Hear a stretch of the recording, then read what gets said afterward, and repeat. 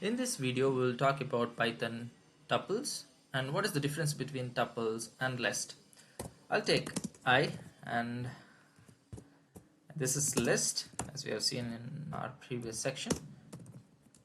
Hello. So this is tuples. Now this is list. Let me comment here. This is list. I'll take one more variable j and I'll assign with a parenthesis. No, that's the difference. So first difference is that list is denoted with a square bracket and tuples are denoted with a pair of parentheses. Let's print this j. Let's execute this and it prints pair of parentheses indicating this is empty. Okay, now let's try to add few of the elements into it. 100, 10.9, hello. Okay, let me write this as tuple. Save it and execute it.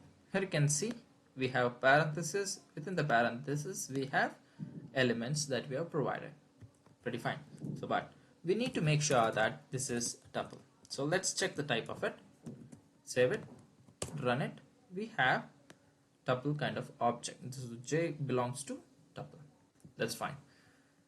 Let me print the list as well. So print I, here print j. Save it, run it. Now we have list and we have tuple. This is simple, fine. Now what is the second difference? Second difference is very important. Say I is a list. I of 0 points to first element in the list, right? So what I'll do, I'll update that first element with number. Instead of 100, I'll give 999. Okay, I'll save it and I'll execute it. Now 100 is replaced with 999, updated. Now let me do the same thing for j, that is tuple. So j is equals to 999. Save it, run it. Here you can see we got type error. It say tuple object does not support item assignment. So this is the second and very important difference between list and tuple.